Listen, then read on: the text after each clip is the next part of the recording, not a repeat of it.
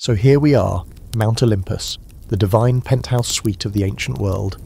Picture a mountain that stretches so high you can't quite see the top. Clouds roll around it like fluffy bodyguards, and supposedly, way up past the fog, the gods have their apartments, not literal apartments with doorbells and grumpy landlords, but in some ways, it's not too far off. The myths often describe Olympus as this paradise where everything is perfect. Meals appear out of nowhere, music is always playing, and the air is light and golden. But if you look a little closer, you realise it sounds less like heaven and more like one very dysfunctional neighbourhood. Imagine the hallway noise complaints. You've got Zeus throwing lightning bolts when he gets cranky, Hera pacing around plotting her next jealous retaliation, Apollo practicing his lyre too loudly, and Ares probably punching the drywall. If you have ever lived in a dorm, you get the vibe. Olympus was supposed to be this timeless, serene palace, but it feels more like a divine soap opera trapped in a never-ending cycle of awkward dinners and backstabbing. Historically speaking, the Greeks genuinely did believe Mount Olympus was a real place where their gods hung out. They didn't see it as a symbolic spiritual realm the way later religions might frame divine homes. For them, Olympus was a literal address, the godly equivalent of, yeah, they're up there in that mountain house. Don't bother them unless you want trouble. Of course, scholars debate whether common folks actually thought Zeus was physically lounging on a golden recliner up there, or if it was more of a poetic metaphor. Still, ancient pilgrims sometimes climbed Olympus itself, maybe squinting at the clouds, hoping to catch a glimpse of divine neighbours. Spoiler, no one ever did. Here's the quirky part. The myths describe Olympus as a place where nobody ever ages, and nothing ever breaks down. The gods didn't need Netflix or TikTok to stay entertained. They had nectar and ambrosia, the food and drink of immortality. Some stories say that ambrosia was honey-like, others imagine it more like wine. But the important thing is, it kept the gods glowing and basically unkillable. If you're picturing an eternal buffet table where Zeus loads his plate with lightning bolt-shaped cookies, while Hermes sneaks desserts into his pocket, you're not too far off. It's easy to imagine the gods hanging around in what sounds like an eternal cruise ship dining room, slightly bored but unwilling to admit it. And that's where Olympus gets interesting. Because if you think about it, immortality sounds amazing. No bills, no dentist appointments, no forgetting your phone charger. But it also means endless time to be annoyed at your relatives. You know those family reunions where someone brings up politics, and suddenly you're wishing you'd never agreed to show up? Now imagine that reunion lasts for all eternity. That's Olympus. Every god has their own personality quirks, their rivalries, their grudges, and the whole place is essentially a cosmic HOA that never adjourns. Some myths describe the palace halls glittering with marble columns, embroidered couches, and streams of sunlight that never fade. That sounds idyllic, but imagine trying to nap there while Apollo insists on rehearsing harp solos at full volume. The reality is, Olympus probably felt less like a perfect realm and more like the world's fanciest open office. No privacy, way too many egos, and constant drama about who sat where at dinner. Now, here's something fun. Scholars still argue about whether the idea of Olympus evolved from real places. Some say the myths drew from Minoan palaces, with their fancy frescoes and banquet halls, which regular people could barely imagine. Others argue Olympus was a purely mythical construct, more dream palace than architectural inspiration. And then there's the fringe idea. What if Olympus was meant to be above the clouds, because that's where storms come from? Zeus hurling lightning doesn't sound random if you imagine him stomping around upstairs in the storm factory. You can almost hear Hera sighing, Zeus, not again, every time thunder rolled across the valleys. So as you drift deeper into the story, picture Olympus not as some untouchable paradise, but as a noisy, glowing apartment building where nobody ever dies and nobody ever shuts up. Zeus storms, Hera glares, Hermes sneaks out, Dionysus throws another party. It's chaotic, it's petty, and somehow it's eternal. If you're feeling sleepy already, good, that's the trick. The gods might be immortal, but your eyelids definitely aren't. If you thought Olympus was allowed in general, now imagine living directly under Zeus, the guy who literally owned thunder as his personal sound system. Zeus isn't just the so-called king of the gods, he's also the universe's most unpredictable weather app. Instead of checking tomorrow's forecast, ancient Greeks just assumed Zeus was in a mood. Sunshine, he's happy. Sudden storm, somebody irritated him. Full-blown lightning storm, yeah. Either immortals swore an oath they didn't keep, or Zeus lost at Divine Poker Night. You can picture him stomping around the palace, beard slightly frizzed from static electricity, with a collection of lightning bolts tucked under one arm like darts. Every bolt was supposedly crafted by the Cyclopes, giant one-eyed blacksmiths who must have been very patient with Zeus, constantly demanding just one more. It's like having that friend who keeps asking you to sharpen pencils, but the pencils are weapons of mass destruction. Here's the straightforward historical fact. Zeus started off as a sky god inherited from older Indo-European traditions. He was essentially Sky Father, a type of deity you can also find in Roman, Norse and Hindu traditions. The Greeks just gave him a flashier personality, equal parts stern father figure, party host and wandering troublemaker. His favourite trick was punishing mortals for lying under oath. If you swore falsely, Zeus was believed to send a thunderbolt your way. Imagine trying to bluff your way through a poker game when the dealer has unlimited lightning strikes. Yeah, you'd fold fast. But then there's the quirky side. Did you know Zeus supposedly had an eagle sidekick who acted like his delivery driver? The eagle would carry his thunderbolts, kind of like Uber Eats but with more firepower.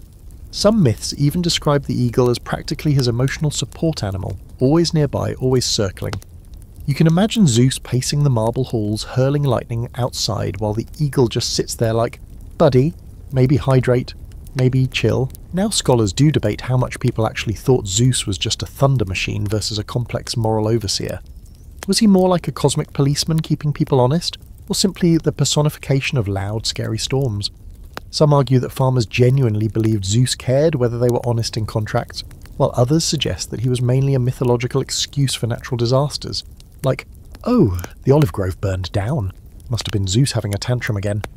If you stretch your imagination a little, you can almost hear what living under Zeus would have been like. Imagine drifting off to sleep in some Greek village when, boom, he decides to rehearse his thunder rolls at 2 AM. The kids wake up screaming, the goats scatter, and someone mutters, Zeus really needs to pick a better hobby. And yet, despite all the chaos, people respected him deeply. They built temples, held festivals, and lit fires to keep him happy. Because if the guy upstairs controls lightning, you're probably going to send him a few thank you notes. Picture it, Olympian banquet night. Everyone's at the long table. Hera gives Zeus that infamous side-eye because he's been a little too friendly with a mortal again. Apollo strums nervously. Dionysus has already opened the second barrel of wine.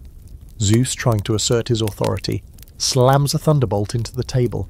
Not to hurt anyone, just to make a point. Everyone pretends to laugh, but secretly they're thinking, please don't short-circuit the ambrosia machine again. Of course, Zeus wasn't all noise. He was also credited with keeping some order in a very unruly universe. According to myth, he overthrew his dad, Cronus, who had this nasty habit of swallowing his children whole. After Zeus defeated him, he freed his siblings and set up a new regime. So technically, thunder tantrums aside, he was the guy who made sure gods could hang out in Olympus instead of inside their father's stomach. That's progress. Still, every good bedtime story needs a little weirdness, and with Zeus, the weirdness is endless. The man, well God, couldn't stop shapeshifting to sneak around. One day he's a swan, the next a bull, then a shower of golden rain. Yes, golden rain. Because apparently being king of the gods wasn't enough. He also wanted to cosplay as every farm animal in the book. Scholars still argue about whether those tales were symbolic fertility stories or just ancient writers getting very creative with excuses. Either way, it makes his thunder tantrum seem almost normal by comparison. So next time you hear thunder rolling outside your window, imagine it's Zeus, pacing Olympus in his sandals, grumbling about someone lying under oath, or maybe Hera giving him the cold shoulder again. Lightning splits the sky, not because of some meteorological explanation, but because the king of the gods is in one of his moods. And honestly, that's more entertaining than checking your weather app anyway. Now that Zeus has finished rattling the heavens with his thunder tantrums, we should probably talk about the one person who never seemed impressed. Hera. Picture her sitting across from him at the Olympian dinner table, chin in hand, eyes narrowed into that long, unblinking stare that only someone who's already rehearsed the argument in her head can give. Hera wasn't just Zeus's wife, she was also his sister, which is, let's say, awkward, even by ancient myth standards. But don't get distracted, her real defining quality was suspicion. If Olympus had a neighbourhood watch, she'd be the one running it, clipboard in hand, glaring over her ambrosia cup, absolutely sure somebody was misbehaving. Historically, Hera was worshipped as a powerful goddess of marriage and family. She had major temples in places like Argos and Samos, where people celebrated her with processions, sacrifices, and festivals. To her followers, she wasn't some jealous sitcom character. She was the divine protector of vows, the glue that held communities together. But myths written later down the line did her dirty, painting her mostly as Zeus's perpetually angry spouse. Think of it as the original bad reality TV edit. And here's the quirky part. Some scholars argue Hera actually began as a fertility goddess, older and bigger than Zeus in certain traditions. In fact, in a few local myths, she might have been worshipped before Zeus even made it to the spotlight. But as time passed, the myths shifted, shrinking her role until she became the one who keeps yelling at Zeus. You can imagine her irritation at that narrative twist. Imagine being the cosmic CEO, and suddenly you're rewritten as the jealous partner in somebody else's soap opera. The debates about Hera never stop. Was she really meant to embody the ideal of marriage? Noble, protective, unwavering, or was she more of a warning tale about how destructive jealousy could be? Some scholars even suggest the ancient Greeks themselves were conflicted about her, which is why she comes across so differently depending on who's telling the story. In one place, she's revered as the Divine Mother. In another, she's the sharp-tongued antagonist giving Zeus ulcers. But myths love the drama, and Hera had plenty. Anytime Zeus started shape-shifting his way into another mortal romance, whether as a swan, a bull, or a suspicious cloud, Hera wasn't far behind, furious but clever. Instead of going after Zeus directly, she often turned her wrath on the poor mortals he courted, or on their children. The hero Heracles? That's Zeus's son, and Hera's lifelong enemy. She once sent snakes into his crib just to make sure the baby didn't get too comfortable. Unfortunately for her, baby Heracles strangled the snakes like chew toys, which must have made family dinners incredibly awkward. Imagine Olympus at night. Zeus comes home late, trying to sneak in quietly after another business trip. Hera's waiting in the atrium, arms crossed, eagle-eyed, tapping her sandal. You can almost hear the argument echoing through the golden halls. Really, Zeus? A swan again? Do you think I wouldn't notice? The rest of the gods are in their rooms, pretending to sleep, wishing Zeus would keep it down and Hera would just let it slide for once. But of course she never does. Suspicion was practically her brand. And yet, Hera wasn't all scowls and vendettas. She was also associated with renewal and protection. Some stories describe her bathing in a sacred spring every year to restore her virginity. Talk about a magical reset button. It's a detail that feels both majestic and oddly domestic, like even the Queen of the Gods needed a spa day to recharge. In Argos, people celebrated her as a life-giving force tied to the rhythms of nature. So while Homer might paint her as Zeus's nagging partner, local worshippers saw her as something grander, almost cosmic. The quirky side continues with her symbols. Peacocks were sacred to her, bright, dramatic birds that strut like they own the place. Perfect match, right? One myth says the eyes on their feathers came from Argus, the 100-eyed watchman she once employed to spy for her. After his death, she honoured him by putting his many eyes on her favourite bird. So yes, even her pets were basically security cameras. So picture Hera as the goddess who never lets her guard down.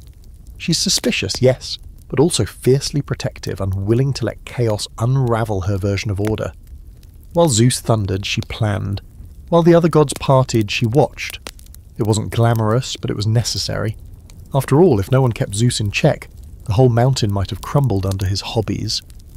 Hera's side-eye, eternal and unyielding, was less about pettiness and more about survival. At least that's one way to tell it. So we've sat with Hera's eternal suspicion for a while, but let's shuffle down Olympus's noisy hallway and knock on the door of her brother Poseidon, the god who basically treated the ocean like his personal mood ring. If Zeus was thunderstorms and fireworks, Poseidon was the deep, salty rumble underneath it all, ruling over the seas with a trident in hand and what can only be described as permanent saltwater mood swings. Historically, Poseidon was a big deal, especially for coastal Greeks whose entire livelihoods depended on boats, fishing, and not being randomly swallowed by waves. Sailors prayed to him constantly, tossing sacrifices into the water before setting off, because nobody wanted to be caught in the middle of his temper tantrums. To the average fisherman, Poseidon wasn't just a myth. He was the difference between a safe return home and being a cautionary tale. Here's the odd little quirk. In some early traditions, Poseidon wasn't originally the god of the sea at all. Some scholars argue he may have started as an earth deity, maybe tied to earthquakes. In fact, one of his nicknames was Earthshaker. That's not just poetic. People really believed he caused earthquakes by jabbing his trident into the ground whenever he felt cranky. Imagine you're sitting down to dinner and suddenly the earth trembles. Oh, don't worry, that's just Poseidon poking the floor again. And here's where the debate comes in. Was Poseidon mainly a sea god who picked up earthquakes as a side gig? Or was he originally an earthshaker who later got promoted to run the oceans? Scholars aren't totally sure. Either way, you can picture him pacing the shoreline, stabbing his trident into the sand when someone annoyed him, waves crashing dramatically like a theatre soundtrack. Poseidon's personality in myths is, let's call it, complicated. He was jealous of Zeus's thunderbolts, resentful that Hades got the mysterious underworld, and constantly trying to expand his turf. He once challenged Athena for control of Athens. To win over the people, he struck the ground with his trident and made a salty spring appear. Useful if you're craving seawater, but not exactly practical. Athena countered with an olive tree, shade, food, oil, wood. The Athenians politely chose her gift, and Poseidon probably sulked for a century. That's basically the vibe. Dramatic gestures, followed by disappointment. But don't picture him as just a sore loser. Poseidon had his fair share of admirers too. His sea palace was supposedly breathtaking, made of coral and pearls, with dolphins escorting him like underwater chauffeurs.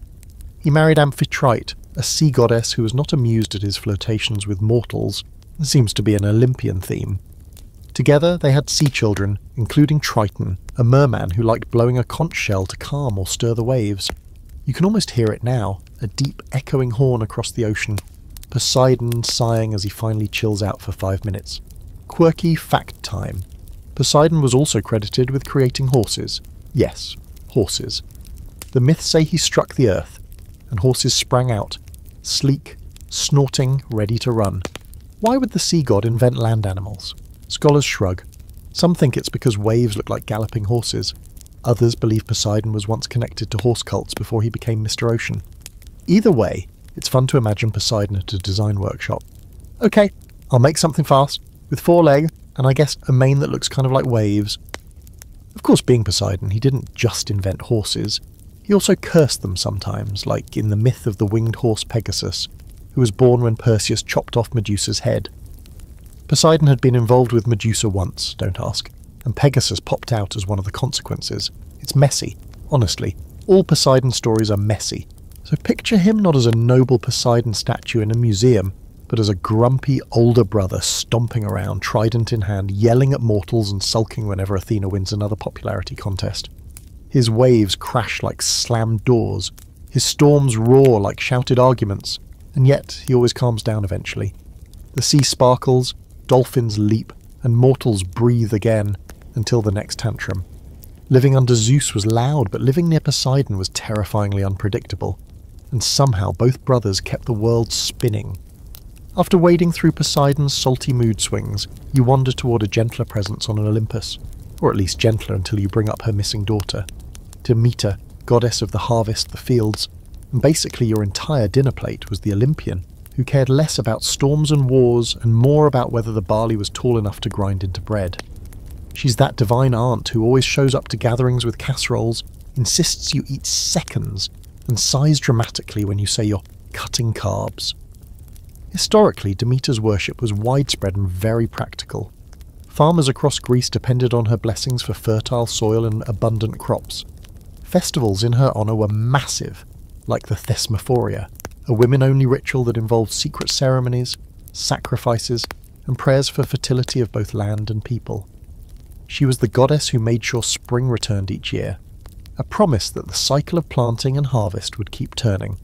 To ancient communities, Demeter wasn't boring, she was survival. Without her, no bread, no beer, no breakfast porridge. Here's the quirky tidbit. Some myths say Demeter invented the first kind of comfort food. When her daughter Persephone was kidnapped by Hades and dragged into the underworld, Demeter wandered the earth in grief. She disguised herself as an old woman, refused to eat ambrosia, and instead asked for a simple drink called kykeon, made of barley, water and mint. Not exactly five-star dining, but it became a sacred drink in her rites. You can imagine her, divine but depressed, sipping her minty barley smoothie while glaring at Zeus for letting the whole kidnapping happen. Scholars debate whether Demeter's myths were originally about agriculture at all. Some argue she began as a mother goddess much older than Olympus itself, later folded into the Olympian family for convenience. Others suggest the Persephone story is less about actual kidnapping and more about explaining the seasons. Persephone goes underground for a few months, winter. Demeter sulks and lets the crops die. Then Persephone returns, spring, and Demeter throws the greatest garden party in history. Whether it's symbolic myth or divine soap opera, it gave people a way to understand why fields turn brown and then green again. You can picture Demeter's personality as steady but a little dramatic. On a good day she's glowing, fields buzzing with bees, olive trees dripping with fruit and granaries bursting. On a bad day she shuts the whole system down. Remember that time she was grieving Persephone? She stopped crops from growing entirely, which nearly starved out humanity until Zeus finally negotiated with Hades to send Persephone back part-time. Talk about holding the planet hostage until you get what you want. Demeter could have written the original terms and conditions for agriculture. And let's not forget her connection to Eleusis, where her mystery cult flourished for centuries. People travelled from all over Greece to take part in secret ceremonies dedicated to Demeter and Persephone, promising them some kind of hope for life after death. Nobody really knows what happened inside those rituals, because initiates were sworn to secrecy under threat of death. Scholars still argue about whether they involved psychedelic brews, dramatic reenactments, or simply group meditation. Whatever it was, the cult lasted nearly 1,000 years, which is a pretty good Yelp review for an ancient ritual. Demeter also had a knack for punishing mortals who disrespected her. There's this story about a prince named Stelio who laughed at her for drinking her barley smoothie too greedily. She didn't laugh back, she turned him into a lizard. Imagine sipping your drink, snorting at the goddess, and suddenly you're scurrying under a rock. Classic Demeter move, quiet, petty, and permanent. Still, in between lizard curses and seasonal sulks, Demeter was one of the few Olympians who actually seemed to care about mortals. While Zeus played weather roulette and Poseidon invented earthquakes out of boredom, Demeter gave humans bread. She offered them the basics of life, the same way a tired parent makes sure everyone's fed before worrying about the drama. You can almost hear her muttering, "Eat something, you'll feel better," while storms rage and wars unfold in the background. So imagine her as the warm, flower-dusted goddess of Olympus, apron slightly singed from the hearth, hands always busy with seeds and stalks. She doesn't chase scandal or glory, just stability, until something shakes her family. And then, she'll let the entire world starve before she lets anyone take her daughter again.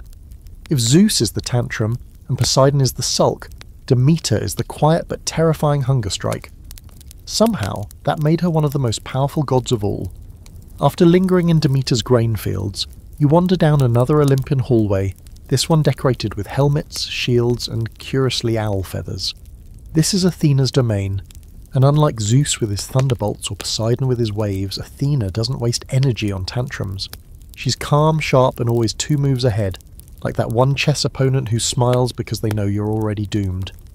If Olympus had a corporate office, Athena would be the one in the corner cubicle with colour-coded files, sipping black coffee at 4 AM, and still managing to win every argument. Historically, Athena was worshipped as the goddess of wisdom, strategy, and practical crafts. Her temple, the Parthenon in Athens, wasn't just a tourist photo op. It was the ultimate flex, a giant marble thank you card for the goddess who supposedly gifted the Athenians their olive tree.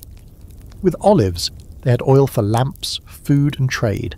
That one act secured her the city and cemented her reputation as the goddess of good ideas.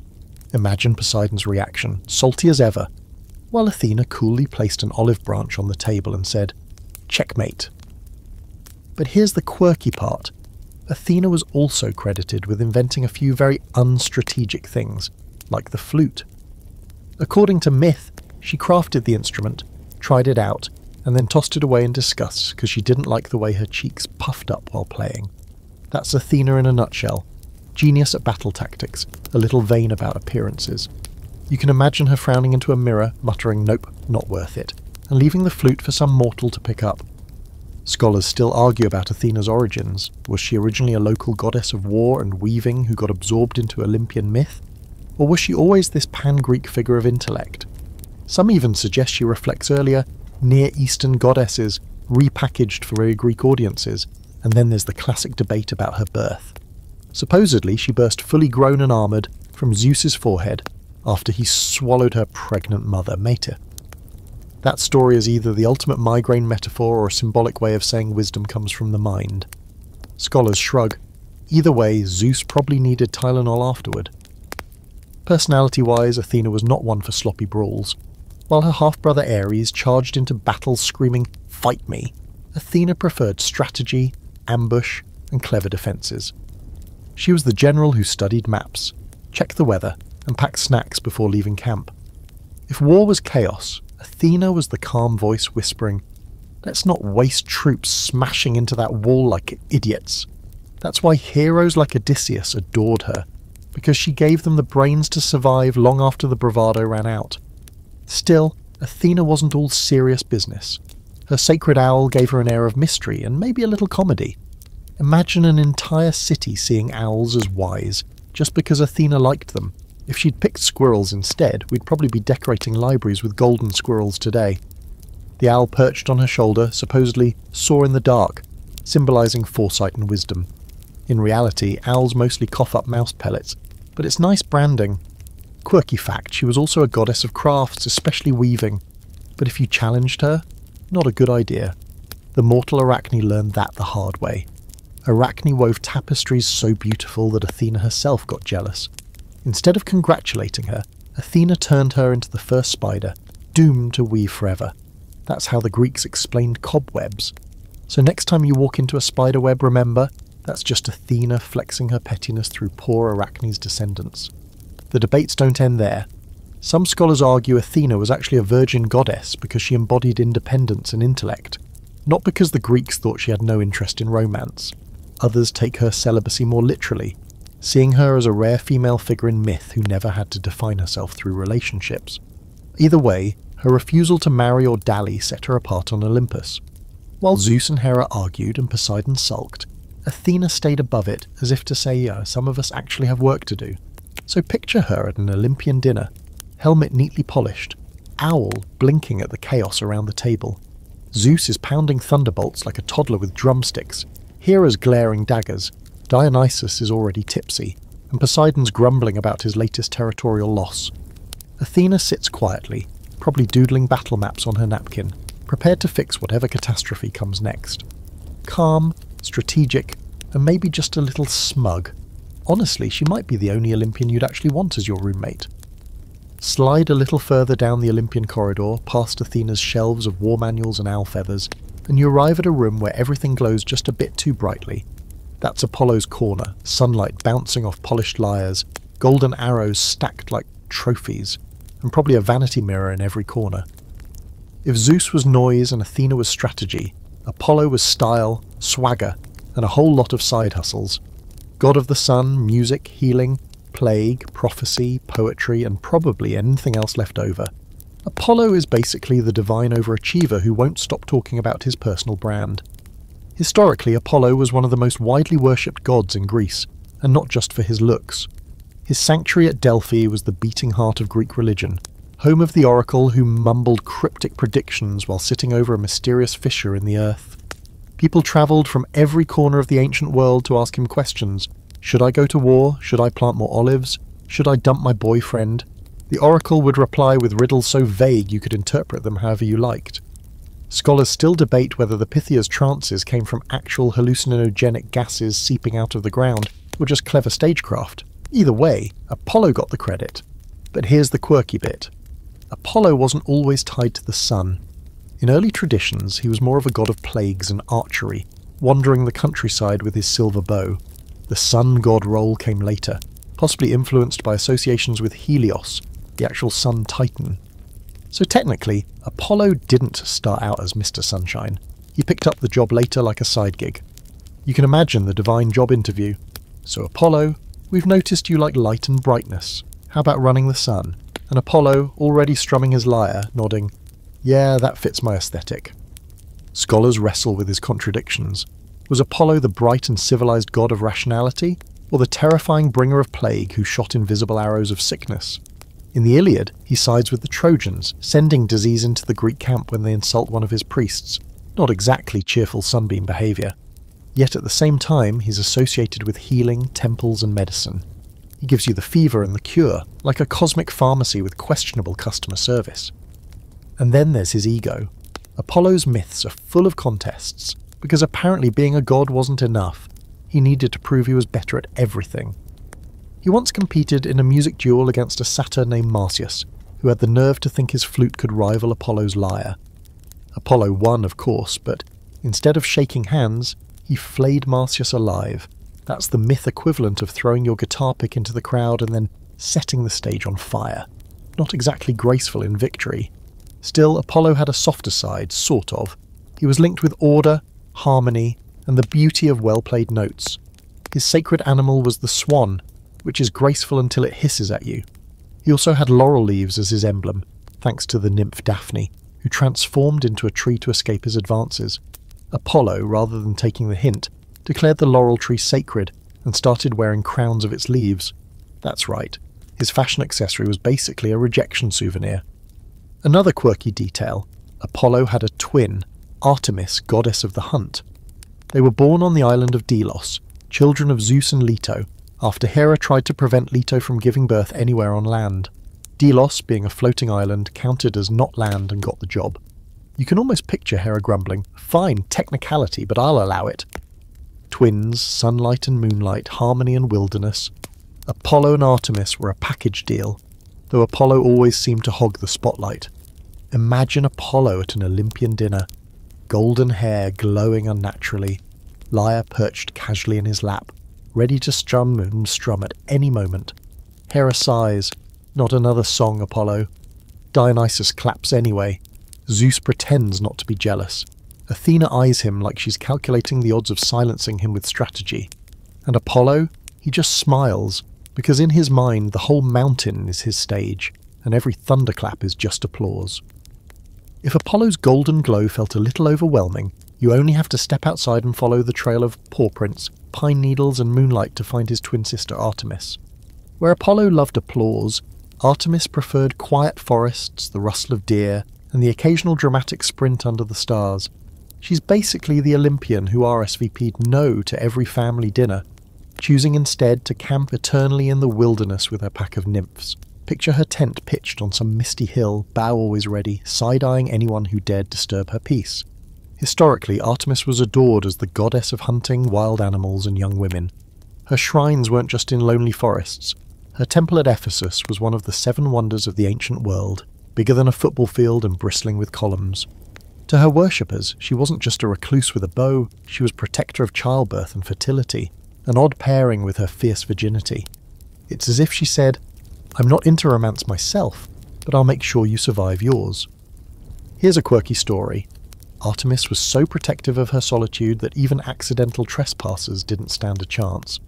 Poor Actaeon, a hunter, stumbled upon her bathing in a forest spring. Artemis, not thrilled at being spied on, transformed him into a stag. His own hunting dogs, failing to recognize their master, tore him apart. Moral of the story? Respect campsite privacy.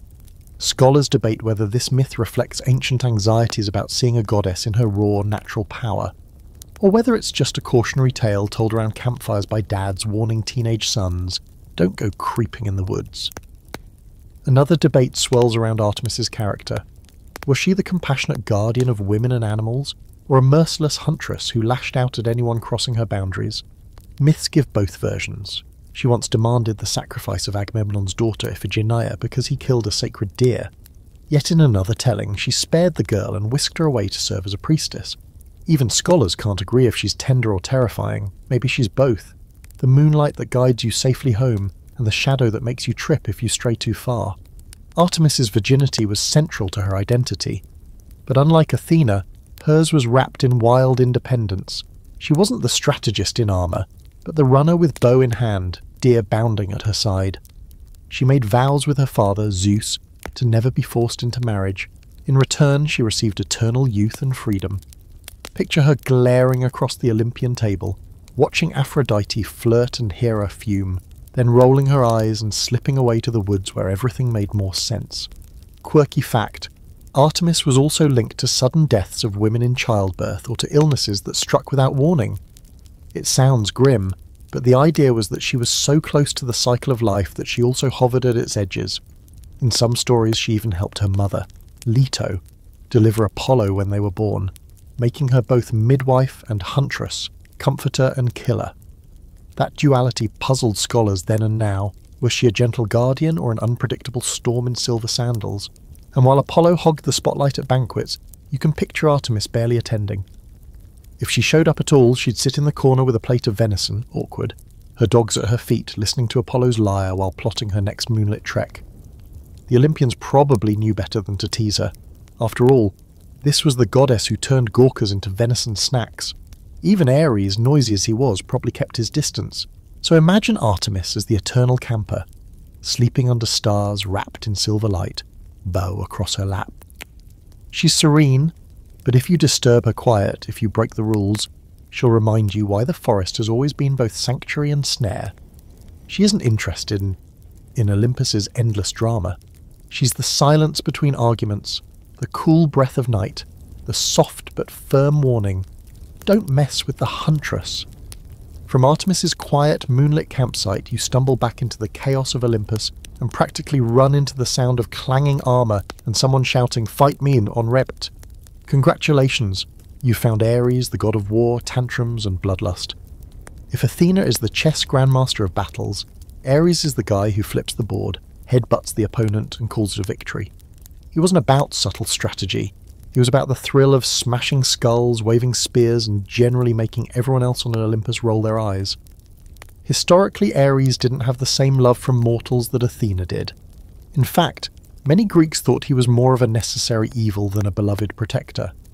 Sparta liked him, of course, because their entire brand was war. But elsewhere, not so much. People prayed to Ares not because they adored him, but because they hoped he wouldn't show up on their battlefield. He was the human embodiment of chaos and rage, the side of war that nobody wanted but everyone feared.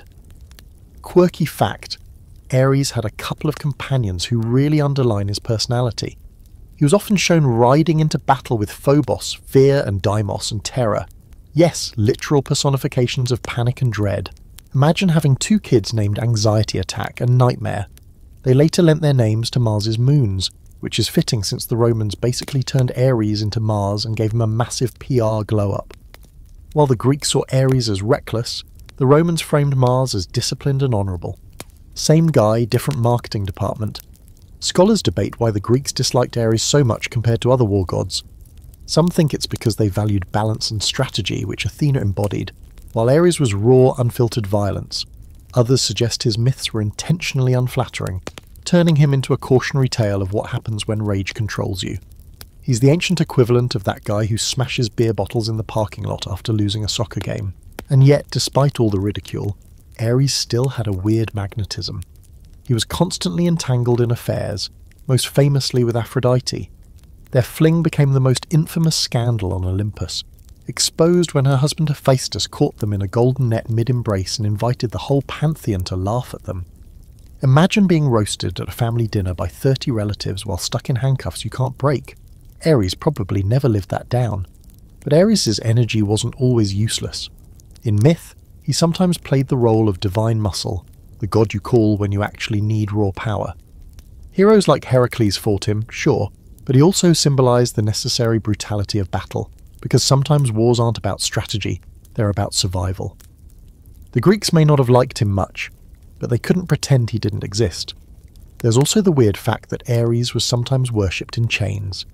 Yes, actual chained statues of the god, as if to say, "We honour you, but please, for the love of all olives, stay put." It's both reverence and containment, like building a shrine to a volcano while hoping it never erupts again.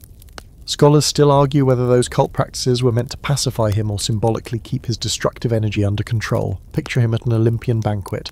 Athena's calmly explaining a battle plan, Apollo's strumming his lyre, and Ares is pounding his fist on the table shouting, "Boring!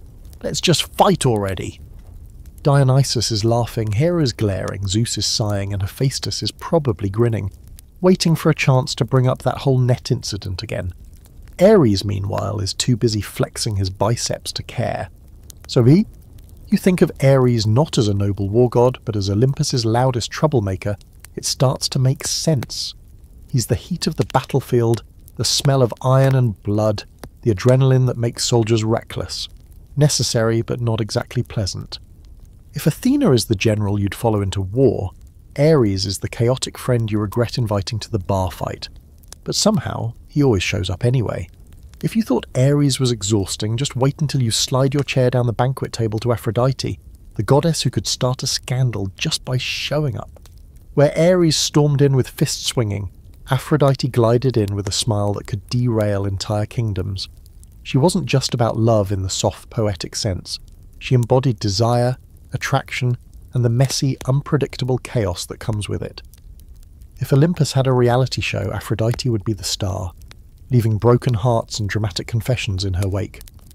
Historically, Aphrodite's cult was massive. She had temples and festivals all over the Greek world, from Cyprus to Corinth, and her worship often blurred the line between sacred and sensual.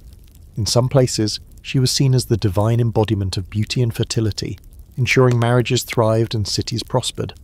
In others, she leaned more toward raw passion, and even ritual practices that scholars still debate today. Was her worship always about romance and fertility, or did it sometimes slide into sacred sexuality? The truth is, it varied wildly depending on where you were.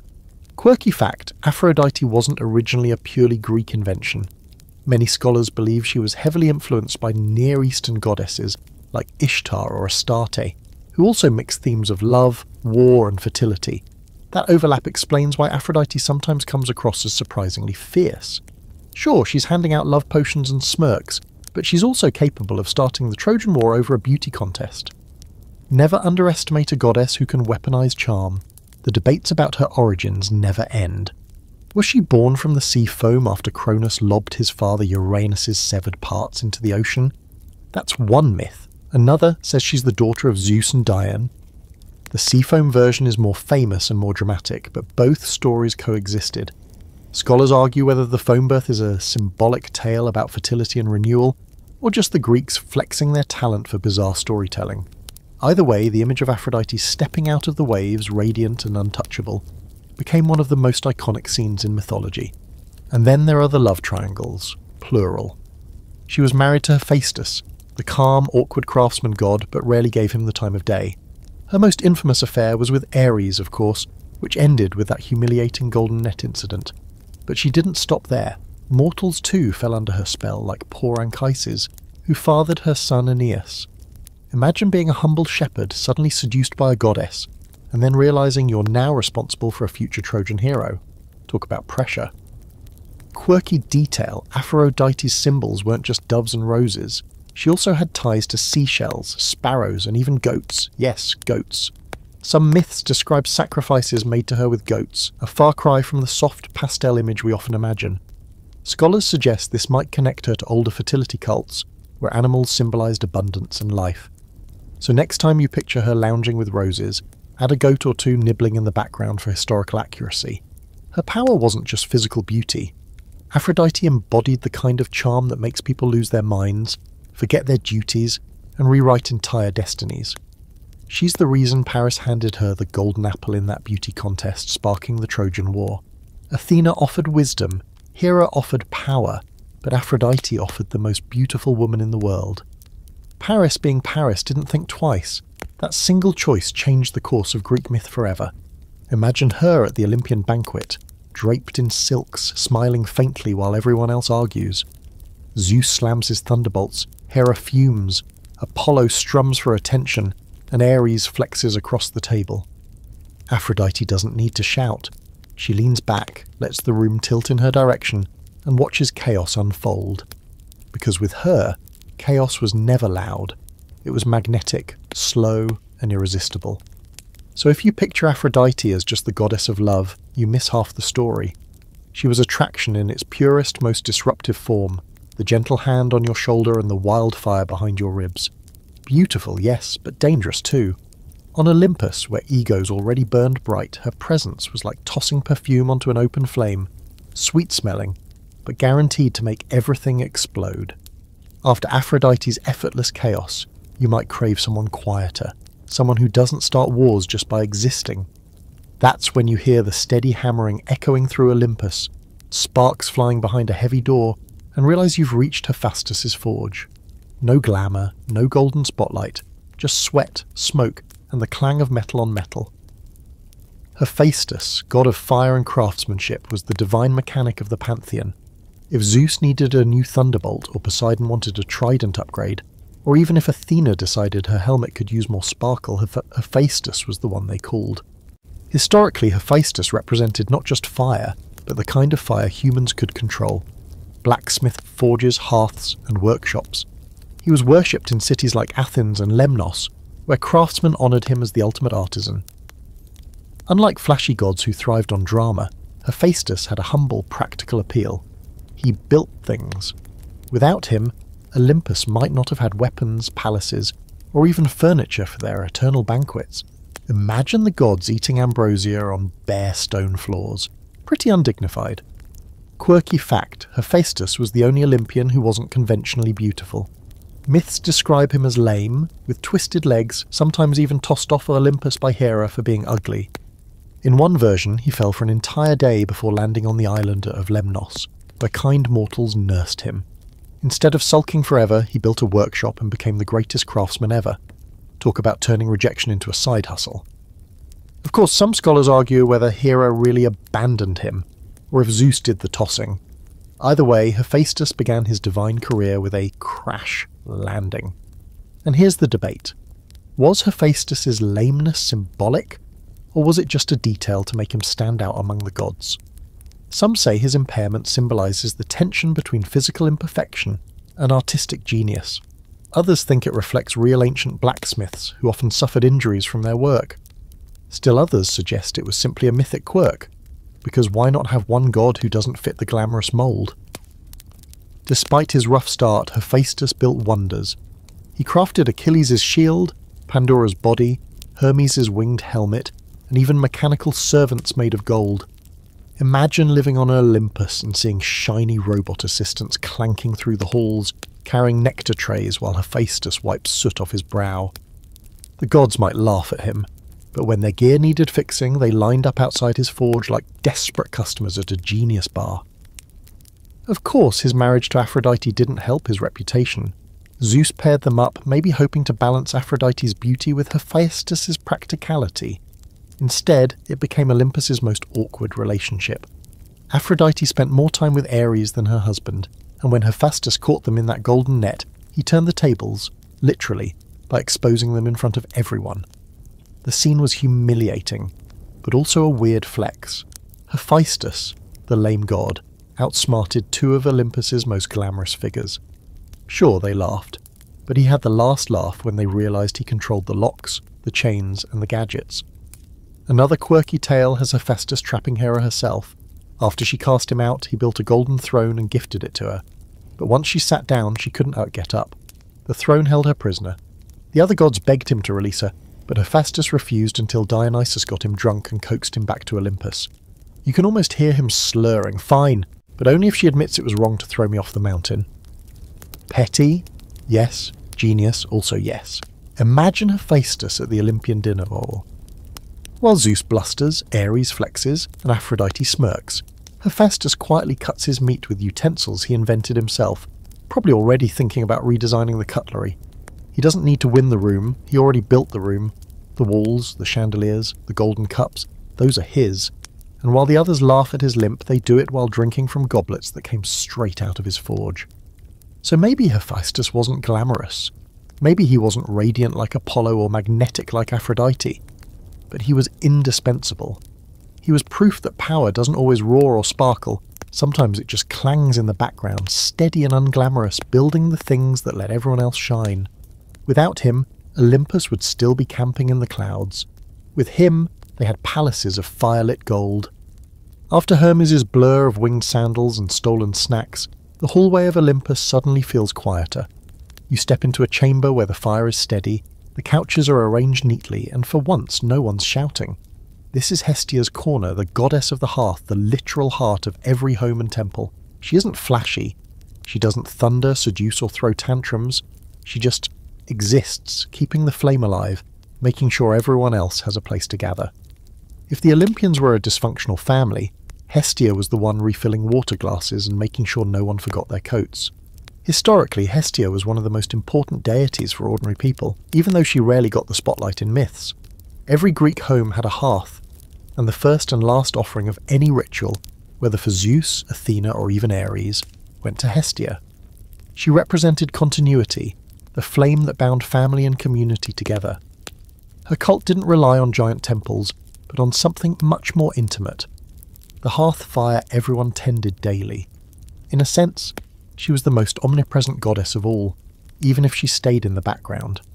Quirky fact, Hestia was so central that when Greek colonies were founded, settlers carried a flame from the mother city's hearth to light the new one. It was like taking a cosmic pilot light to ensure the new home was spiritually linked to the old. Imagine packing for a long voyage and thinking, wallet, sandals, oh, and don't forget the eternal fire. Practical, not exactly, symbolic, completely. Yet despite her importance, Hestia's myths are almost non-existent. Some scholars argue this was intentional. She represented stability and peace, which doesn't make for juicy storytelling. Others point out she willingly gave up her seat on the Olympian councils to Dionysus, preferring to keep the fire going rather than join in divine debates. That act alone sets her apart. Who else on Olympus ever gave up power voluntarily? You can almost hear her saying, "You guys handle the thunderbolts and scandals. I'll just keep things warm." Debates about Hestia usually revolve around why she was so neglected in surviving literature. Was she too domestic for the poets to care? Or was she so deeply woven into daily life that she didn't need mythic PR? In many ways, Hestia was the opposite of Hermes. Where he blurred boundaries and darted about, she was fixed, constant, anchoring the world with her stillness. Together, they balanced motion and home. Her virginity also sets her apart. Like Athena and Artemis, Hestia never married or engaged in Olympian romances. But unlike them, she didn't need weapons or wilderness to define her independence. She simply chose not to play the game. Myths say both Poseidon and Apollo tried to court her, but she swore an oath to remain unmarried, and Zeus respected her choice. Imagine Poseidon sulking, Apollo composing breakup ballads, and Hestia just shrugging and returning to her fire. No drama, no spectacle, just boundaries. Quirky anecdote. There was once an attempt by Priapus, a minor fertility god, to assault her while she slept. The story goes that a donkey brayed loudly, waking Hestia in time to defend herself. Instead of highlighting Priapus's power, the tale became more about how ridiculous he was, outwitted by a farm animal. You can picture Hestia brushing the dust off her robes, calmly relighting the fire, while Priapus sulked in humiliation. At an Olympian banquet, Hestia barely speaks. While Zeus thunders and Hera fumes, while Dionysus sings drunken hymns and Ares demands arm wrestling contests, Hestia quietly keeps the flame burning. She makes sure the food stays warm, that the lamps don't sputter out. The others may forget she's there, but the moment the fire dims, they all panic. Without her, Olympus's eternal feast would literally go cold. So imagine her not as a grand goddess in glittering armour or silk, but as the soft glow in the background, the steady flame you don't notice until it's gone. Hestia didn't need dramatic myths because she wasn't about spectacle. She was about comfort, continuity, and peace. On Olympus, where everyone else fought for attention, she proved that sometimes the most powerful presence is the one that stays still. From Hestia's calm glow, you step into the opposite vibe entirely. A room that smells of wine, echoes with laughter, and probably has someone snoring under the table. This is Dionysus's domain, the god of wine, theatre, and ecstatic chaos. If Hestia was the still flame, Dionysus was the spark that kept jumping out of the fire pit, landing in your drink and making you dance barefoot in the vineyard at midnight. He was the newcomer to Olympus, a late addition who shook things up like a cork popping out of a bottle. Historically, Dionysus's worship was as wild as you'd expect. His festivals, the Dionysia, involved plays, parades, masks, and plenty of drinking. He wasn't just the god of alcohol, he was the god of transformation, blurring lines between sanity and madness, reality and performance. His followers, the Maenads, were famous for rushing into the hills in ecstatic frenzy, sometimes tearing apart animals or, in darker myths, even people while shouting his name. Imagine an entire block party that slowly turns into a surreal fever dream and you're close to the Dionysian vibe. Quirky fact, Dionysus had one of the strangest birth stories on Olympus. His mother, Semele, was a mortal who asked Zeus to reveal his true godly form. Big mistake. She was incinerated instantly by divine radiance. But Zeus saved the unborn Dionysus by sewing him into his thigh until he was ready to be born. Yes, thigh pregnancy. Ancient myths didn't do subtle. You can picture the other gods side-eyeing Zeus's glowing leg for months, whispering, "Is he seriously carrying a baby in there?" Scholars debate Dionysus's origins constantly. Was he originally a foreign god imported from Thrace or Asia Minor, whose cult spread across Greece? Or was he always part of the Greek pantheon, just lurking on the margins until the myths gave him a grand entrance? His outsider vibe makes sense either way. He was always the god who arrived uninvited, brought too much wine, and somehow convinced everyone to dance until dawn. Personality-wise, Dionysus was paradoxical. On one hand, he offered joy, release, and freedom from worry. On the other, he could unleash madness, tearing down boundaries of reason and order. He was the double edge of intoxication, 1 cup of wine for warmth, 10 cups for disaster. That duality fascinated philosophers. Some saw him as dangerous, a god who dissolved social order. Others saw him as essential, a divine reminder that humans need both control and release. And the theatre, that was Dionysus's other gift. The great tragedies and comedies of Athens were performed at his festivals, dedicated to him as the god who blurred illusion and truth. The stage itself was seen as a sacred space where masks allowed mortals to channel divine emotion. Without Dionysus, no Oedipus Rex, no Medea, no stand-up comedians roasting politicians under a cover of ritual. He turned chaos into art. Quirky anecdote, Dionysus could be surprisingly cunning. In one myth, pirates kidnapped him, thinking he was a rich prince. When they tried to tie him up, the ropes fell loose. Vines sprouted from the mast, wine flooded the deck, and the terrified pirates leapt overboard, only to be turned into dolphins. You can imagine Dionysus sipping calmly on the railing, watching them splash away, thinking, "That'll teach you to mess with me." At Olympian banquets, Dionysus was both life of the party and mild catastrophe. He poured wine for everyone, sometimes too generously, then got distracted and wandered into impromptu storytelling or theatrical monologues. Apollo probably rolled his eyes at the dramatics. Hera definitely disapproved. But Zeus liked him. After all, this was the son he carried in his thigh. Proof that even divine chaos could be family. And Hestia, she eventually gave up her seat on the council to make room for him, which says a lot. So picture Dionysus not as a sloppy drunk, but as the god who knew joy and madness were two sides of the same coin. He was the cool breeze through vineyards, the laughter echoing in a theatre, the dizzying moment when the world tilts and you forget what's real. On Olympus, where control and ego ruled, Dionysus whispered that sometimes it's okay to let go, just maybe not too much. After the swirl of Dionysian chaos, you might wonder what it looks like when the entire Olympian cast gathers together. Because yes, they did occasionally attempt family dinners. Imagine a massive golden hall with couches lining the walls, ambrosia bowls steaming like eternal fondue, and nectar flowing like bottomless mimosas. In theory, it's divine harmony, gods eating, drinking, and celebrating together. In reality, it's closer to the worst holiday potluck you've ever attended, only stretched across eternity. Historically, the Greeks believed the Olympians shared feasts prepared by Hebe, the goddess of youth, or sometimes by Ganymede, Zeus's favourite cupbearer. These weren't modest meals.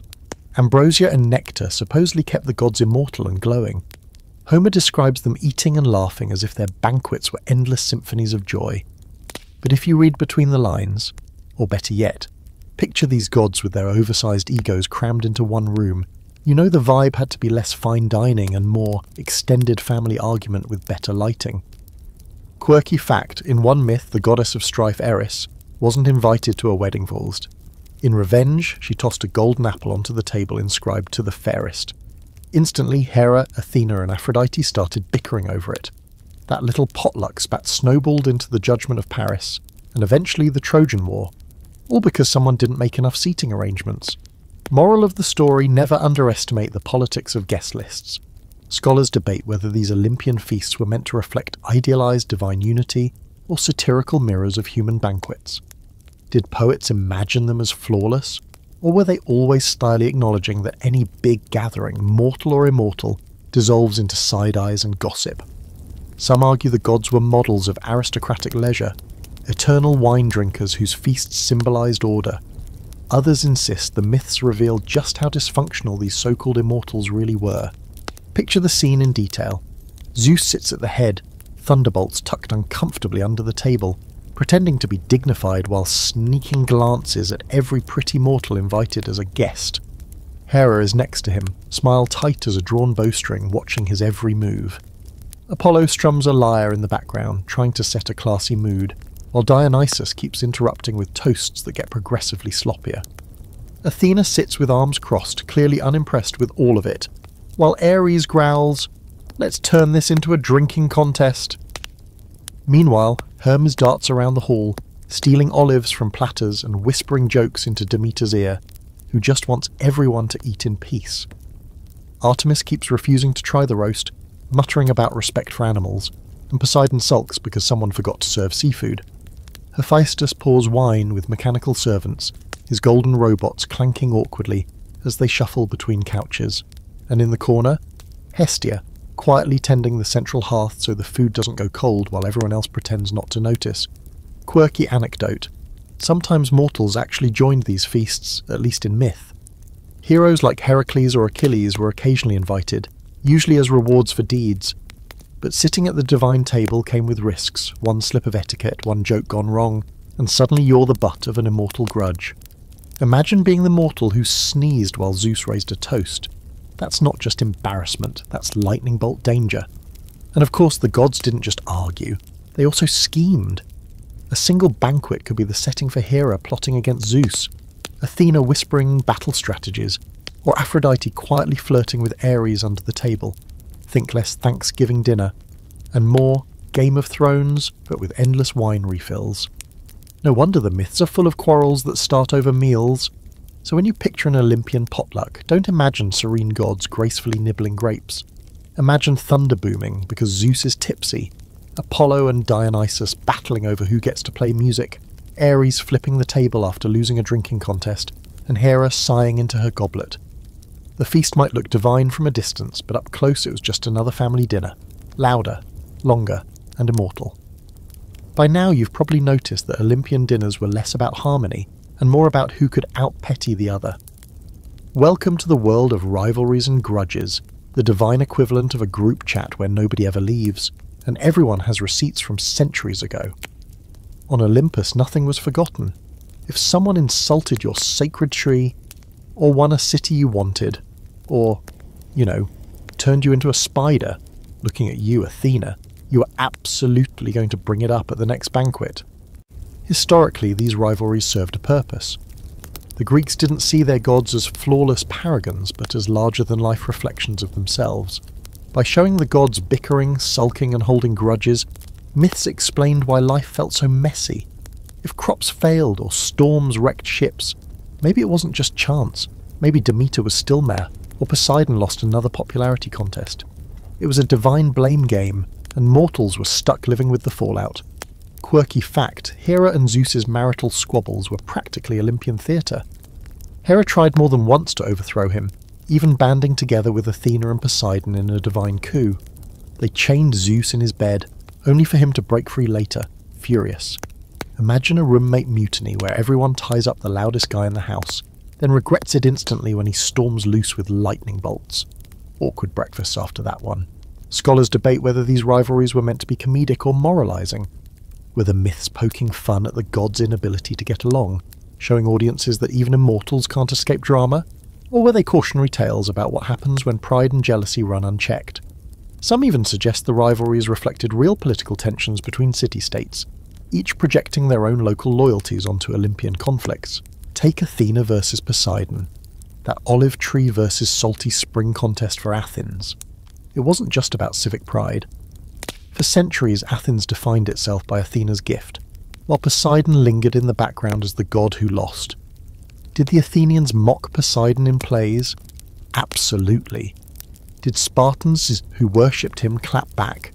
Of course, the god's grudges doubled as civic propaganda, eternalized in marble and myth. Another famous rivalry, Aphrodite and Hera never saw eye to eye.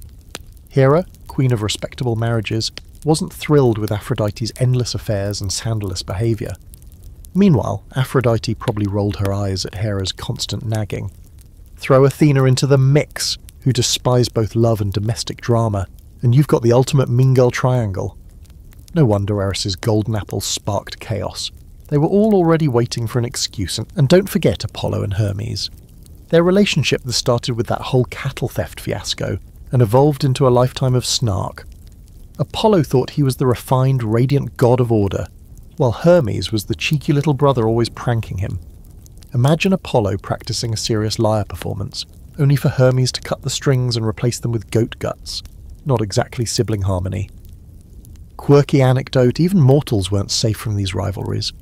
Paris, the Trojan prince, got dragged into the goddess's beauty contest and ended up dooming his entire city.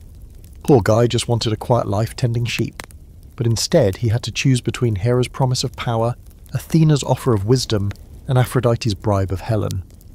He picked Aphrodite, of course, because mortals rarely make wise decisions in myths.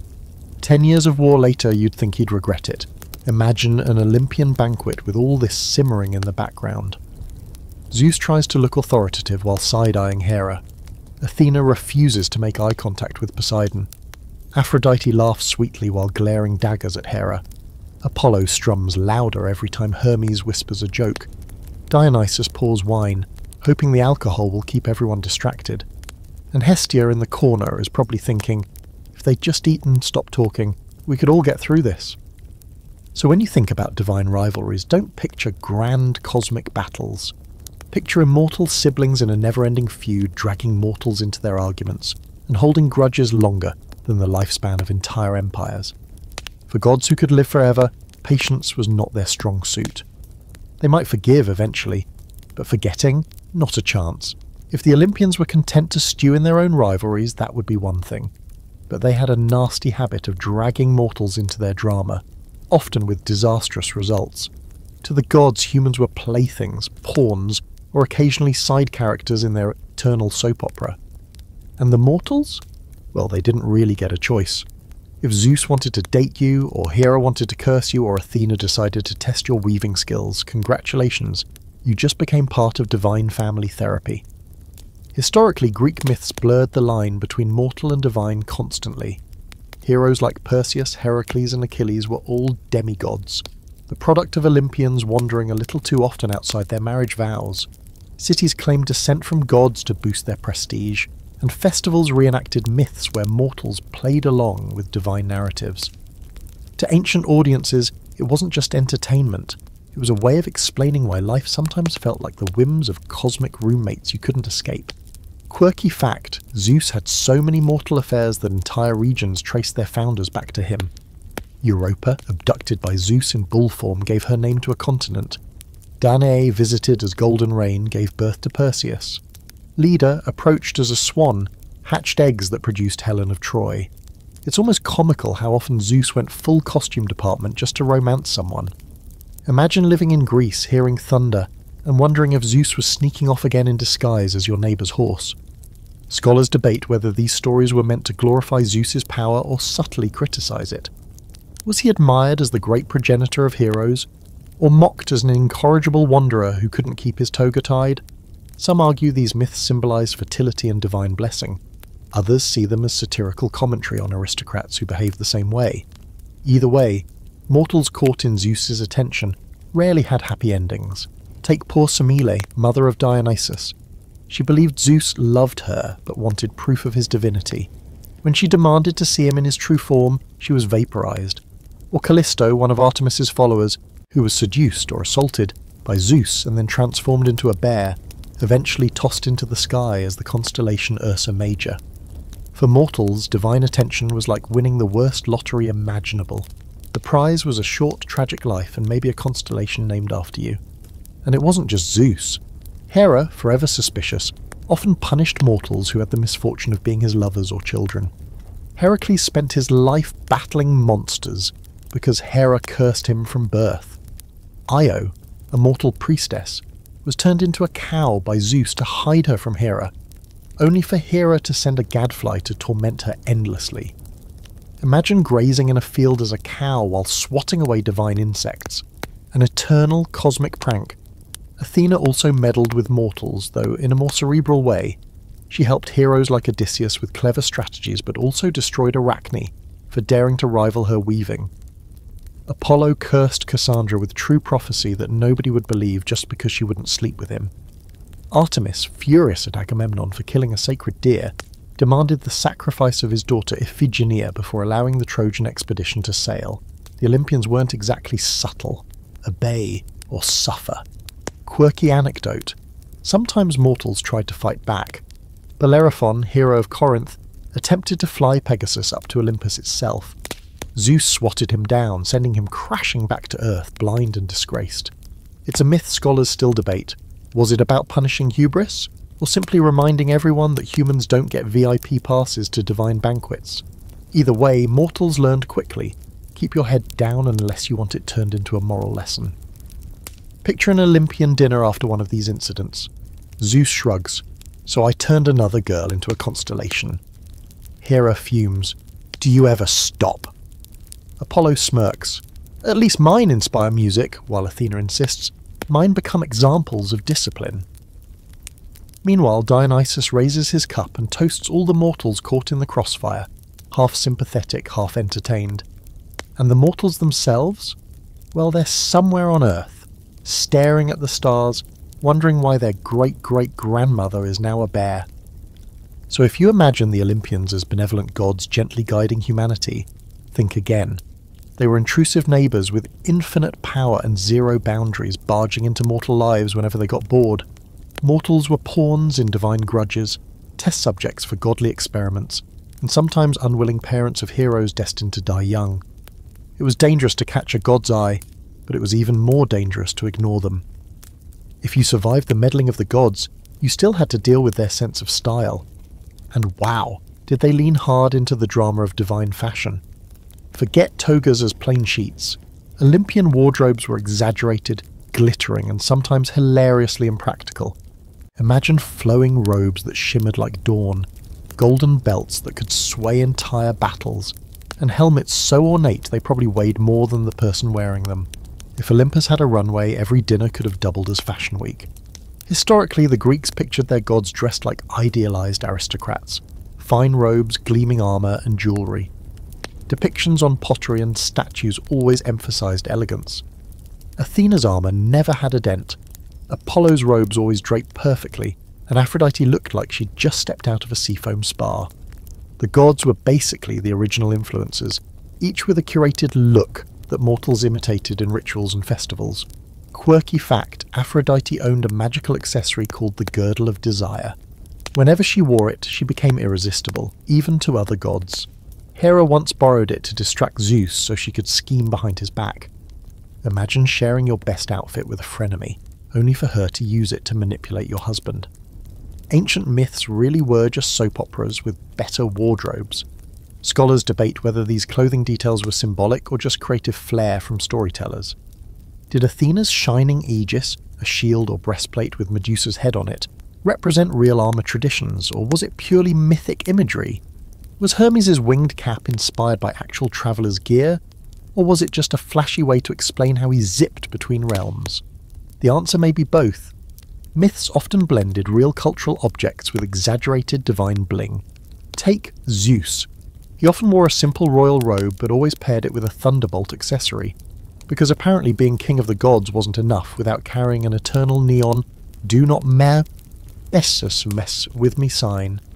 Poseidon went for a sea aesthetic, flowing blue-green robes, dripping wet hair, and that ever-present trident. Imagine showing up to a party always dripping like you just came from the pool. Stylish or just damp, depends on your perspective. Apollo, of course, leaned toward glam. Golden laurel crowns, shining robes, and that lyre slung casually across his shoulder. He was the type who'd vow, "Oh, this old thing," while wearing a robe stitched with literal starlight. His twin Artemis went the opposite direction. Short tunics for running, boots for hunting, And a beau always at her side, she was functional chic, more REI catalogue than haute couture. Quirky anecdote, Dionysus was known for showing up in costumes that blurred gender lines. Flowing robes, ivy crowns, sometimes even dressing like a mortal woman to travel unnoticed. His cult embraced masks and costumes too, breaking down social norms. Scholars still discuss whether his fashion was purely symbolic of transformation, or if it reflected real ritual practices where men and women cross-dressed during his festivals. Either way, Dionysus knew how to keep everyone guessing. And don't forget the wardrobe malfunctions. In some myths, gods disguised themselves as mortals and got the details hilariously wrong. Zeus's animal costumes we've covered, but even when gods put on human clothes, they couldn't always resist overdoing it. Picture Hermes trying to blend in as a shepherd, only his sandals still have wings, and he's carrying a staff glowing faintly in the dark. Mortals probably just nodded politely, pretending not to notice. At the Olympian banquet, fashion was half the entertainment. Aphrodite twirls in a gown shimmering like dawn. Athena adjusts her perfectly polished helmet, daring anyone to comment on whether armour counts as dinner attire. Hera wears her peacock-feathered crown glaring at Zeus across the table. Dionysus spills wine on his robe and just shrugs, declaring it a new style. And Hestia? She's in the same simple dress as always, unbothered, tending the fire while everyone else fusses over their accessories. So when you picture Olympian gods, don't think of bland, shapeless robes. Think of them as runway-ready divas, dripping with symbolism, each outfit a statement. Their wardrobes weren't just about looking good. They were about power, identity, and sometimes revenge. Because on Olympus, even fashion wasn't safe from divine drama. After watching the gods strut around in their impractical wardrobes, you might wonder how they kept track of all their kids, and the short answer is, they didn't. The Olympian family tree was less of a neat chart and more of a sprawling bramble patch, with Zeus at the centre, scribbling names on sticky notes and Hera tearing them down in a rage. Mortals, demigods, nymphs, monsters, you name it. Someone was probably related to the king of the gods. If you thought your family reunions were messy, imagine explaining to a room full of cousins that half of you are technically thunderstorms. Historically, these tangled genealogies mattered a lot. Cities traced their founders back to divine parents to claim legitimacy. Heroes weren't just brave, they were blood relatives of gods. That gave them authority, prestige, and a story that tied them directly to Olympus. If you could say, my great-grandfather was Zeus, you suddenly had the right to rule, or at least brag loudly at festivals. It was ancient name-dropping at its finest. Quirky fact, Zeus had so many children that ancient writers struggled to keep lists straight. By some counts, he fathered over 100 offspring, ranging from gods like Athena, born from his forehead, to heroes like Perseus and Heracles, to entire lineages of kings and queens. Some myths even overlap, with two different towns claiming the same child as their own local founder. Imagine Zeus trying to keep track. Wait, was that Perseus of Argos or Perseus of Tiryns? Ah, whatever, they're all mine. Scholars debate how much of this is metaphor and how much was just narrative convenience. Was Zeus's prolific parenting meant to symbolise the spread of divine influence across Greece? Or was it just a way for storytellers to connect every hero back to Olympus? Some argue it was propaganda, cities boosting their clout by claiming divine ancestry. Others think it was just lazy storytelling. If you needed a dad for your hero, Zeus was the easiest option. But Zeus wasn't the only one complicating the family tree. Poseidon had his share of children too, like the Cyclops Polyphemus, who famously got outwitted by Odysseus. Then there were the sea nymphs and monstrous offspring who filled out Poseidon's corner of the chart. Aphrodite had kids like Eros, whose arrows caused more chaos than any thunderbolt. Ares and Aphrodite's union produced Phobos and Deimos, fear and terror, because of course it did. Even Hera, usually the jealous one, had a few children of her own, including Hephaestus, whom she may have birthed solo out of spite. That's one way to win an argument. See? I don't need you, Zeus. Quirky anecdote. Hera also gave birth to Typhon in some versions, a fire-breathing monster so massive his head brushed the stars. If true, that would make family reunions even stranger. Imagine introducing Typhon to Athena. Hi, this is your brother. Don't mind the 100 snakeheads, he's family. It's like seating Godzilla at Thanksgiving and pretending everything's fine. The debates extend to Persephone too. Was she Zeus's daughter with Demeter, or was she a purely agricultural figure later woven into the family tree? Different regions told different versions, leaving scholars scratching their heads. The Olympian tree isn't so much a chart as a scribbled web, constantly redrawn to suit whoever was telling the story. At an Olympian banquet, the genealogy jokes write themselves. Apollo brags about being Zeus's favourite son until Hermes pipes up, "Actually, that's me." Heracles bursts in, claiming a chair as another illegitimate demigod. Hera sighs, muttering, "Another one?" while Zeus just raises a goblet and says, "Family is everything." Meanwhile, Athena rolls her eyes because technically she has no mother, and Dionysus pours more wine because family drama pairs best with alcohol. So if you picture the Olympians as a tidy family, erase that thought immediately. They were a sprawling dynasty of gods, demigods, monsters and mortals, all tangled together like a grapevine no one ever pruned. Zeus may have been the root, but the branches reached everywhere, across the seas, into every city, onto every battlefield. And for mortals, being related to him was both a blessing and a curse. After untangling the Olympian family tree, branches snapping, sticky notes flying, you might wonder what the gods did when they weren't feasting, fighting or meddling in mortal love lives. Believe it or not, they took vacations. Not all-inclusive resort vacations, but divine field trips to favourite mortal hangouts, caves, rivers and islands, where they could stir up trouble or just relax away from Olympus's eternal drama. Think of it as gods on holiday, complete with disguises and impulsive decisions. Historically, sanctuaries scattered across Greece claimed that the gods had once visited, lounged, or even lived there for a season. Delphi wasn't just Apollo's temple, it was supposedly the site he loved enough to build his oracle. Demeter wandered Eleusis in her grief, making it sacred ground. Artemis roamed the forests of Arcadia. By tying gods to real locations, cities boosted their prestige, like putting up a plaque that reads, "Yes, Athena stopped here once. You're welcome." Quirky fact, Poseidon apparently loved to crash weddings. In one myth, he attended the wedding of Peleus and Thetis, a mortal-immortal pair, and brought along his stormy vibes. That's the same event Eris ruined with the Golden Apple, sparking the Trojan War. So a divine vacation guest list ended up reshaping mythic history. Moral of the story, if the gods show up to your party, maybe don't serve apples. Scholars debate whether these vacation myths reflected actual pilgrimages. Were stories of gods travelling meant to explain why sacred sites existed across Greece, or were they simply ways of justifying why a small town deserved a temple? Some argue the wandering tales reflect older, pre-Olympian cults being folded into the Olympian framework. Others think the stories show how gods weren't stuck on Olympus. They were mobile, embedded in every stream, cave and mountain pass, and the vacations weren't always glamorous. Dionysus wandered foreign lands, spreading wine and theatre, often rejected until he proved his divinity by driving whole towns mad. Hermes darted everywhere so fast his vacations probably blurred into errands. Aphrodite preferred seaside retreats, stepping gracefully out of the surf like she was perpetually on a beach holiday. Artemis avoided cities entirely, camping in forests, her version of glamping with deer and nymphs. Meanwhile, Hades almost never left the underworld, but when he did, well, that's how Persephone's abduction happened. Quirky anecdote, sometimes these trips doubled as pranks. When Apollo was banished from Olympus as punishment, he took a working vacation and served as a shepherder for King Admetus. Imagine the radiant god of light, lyre in hand, sulking in a pasture while sheep bleated at him. Strangely enough, he didn't hate it. Myths say he actually grew fond of Admetus and his family, showing a softer side rarely seen in his usual sunlit ego trips. At an Olympian banquet, vacation stories probably became humble brags.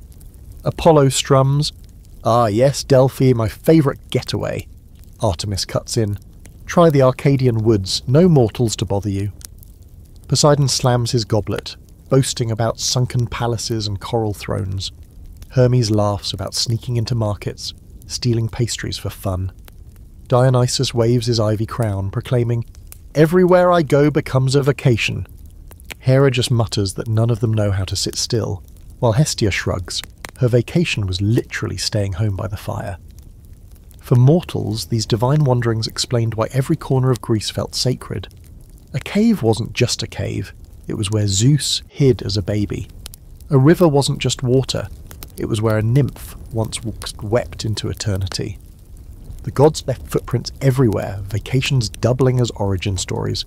Whether or not the gods really needed a break from Olympus, their wanderlust tied them forever to the mortal world.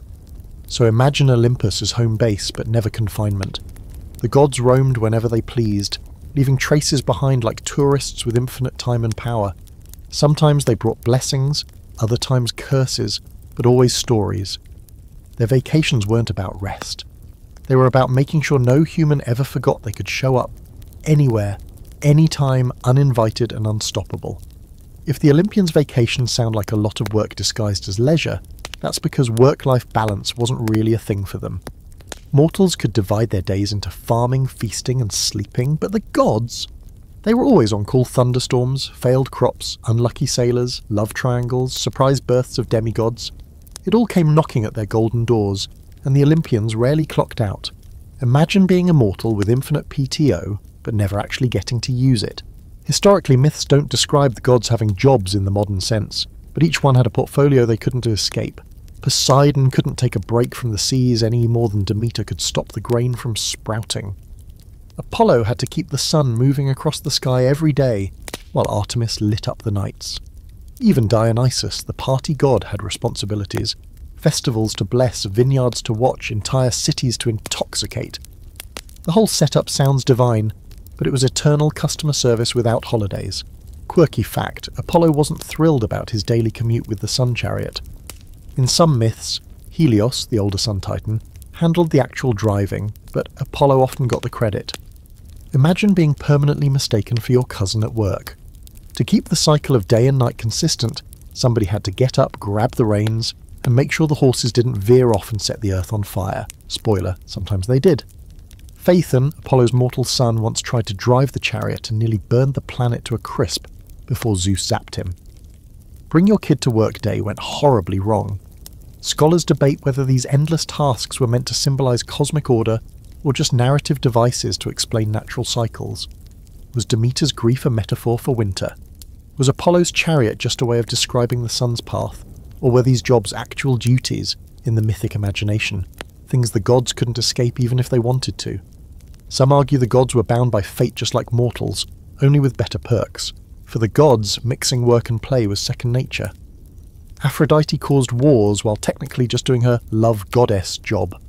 Hermes blurred the line between delivering messages and stealing wallets for fun. Athena gave wisdom but couldn't resist flexing on mortals like Arachne. Their duties were never separate from their personalities. They lived their work and sometimes they weaponized it. Quirky anecdote. Hephaestus' overtime was legendary.